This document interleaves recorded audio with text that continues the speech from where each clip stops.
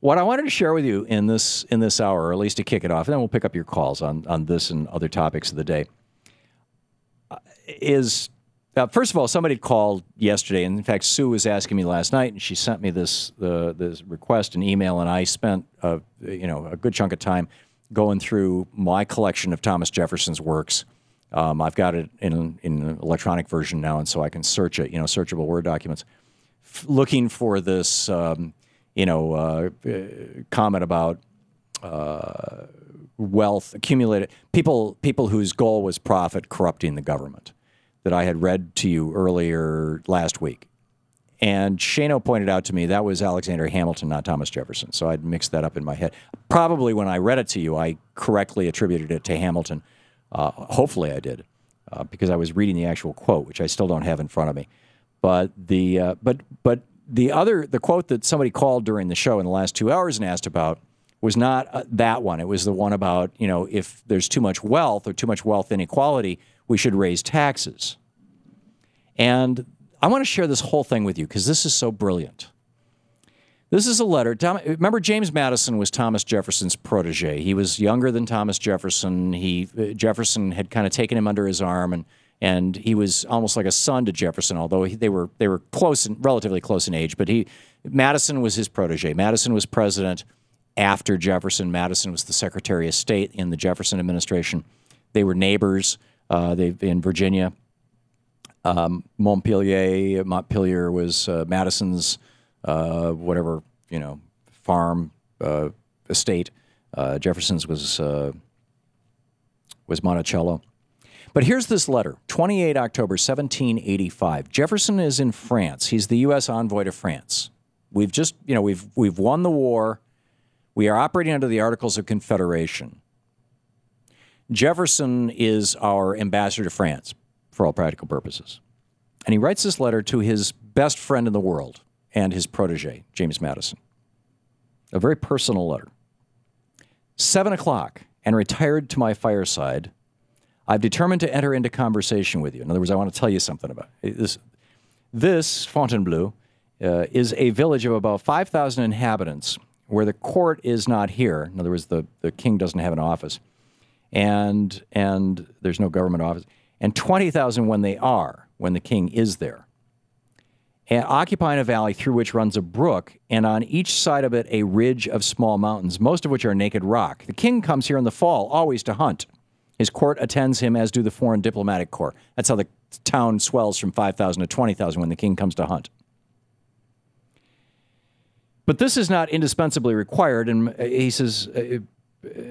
But as this is not indispensably required and my finances do not admit the expense of a continued residence here, I propose to come occasionally to attend the king's levees, returning again to Paris, distant 40 miles.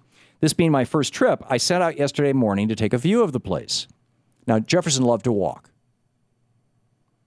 He says, for this purpose, I shaped my course toward the highest of the mountains in sight, to the top of which was about a league. As soon as I got clear of the town, I fell in with a poor woman walking at the same rate with myself and going the same course. Wishing to know the condition of the laboring poor, I entered into conversation with her, which I began by inquiries for the path which would lead me into the mountain. And there was first he's asking her directions, like, a way of striking up a conversation. And thence proceeding to inquiries into her vocation, condition, and circumstance. In other words, what kind of job does she do, and how does she live? She told me she was a day laborer at 8 sous, or 4d sterling the day.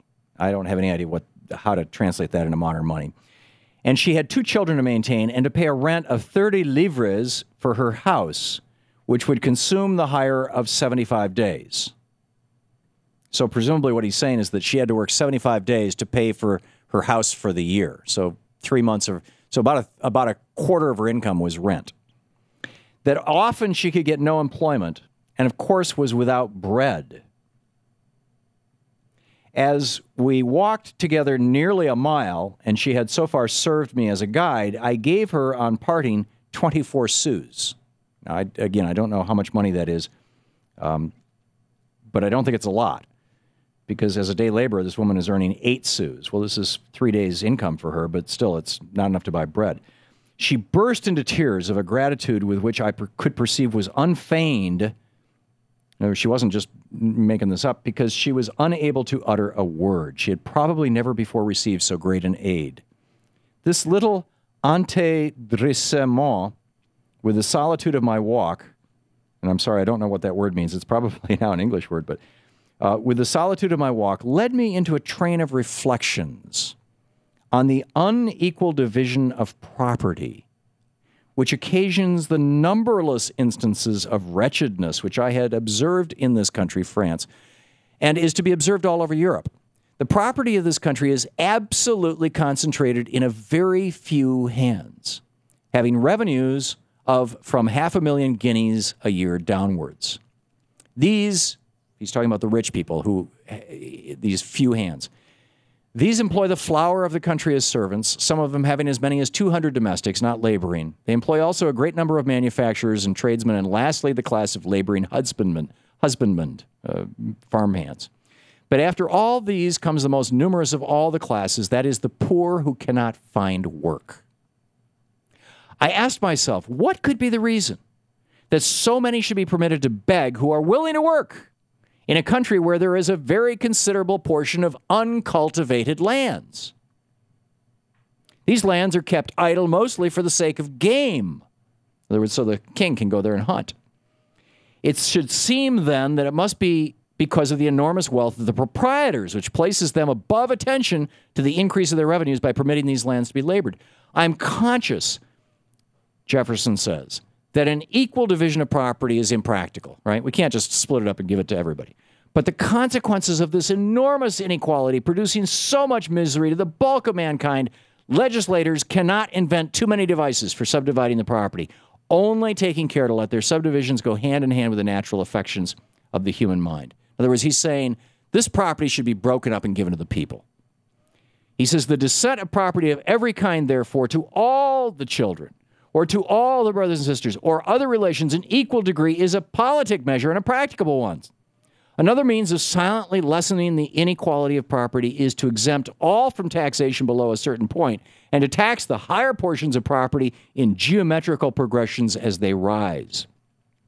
Whenever there is in any country uncultivated lands and unemployed poor, it is clear that the laws of property have been so far extended as to violate natural rights.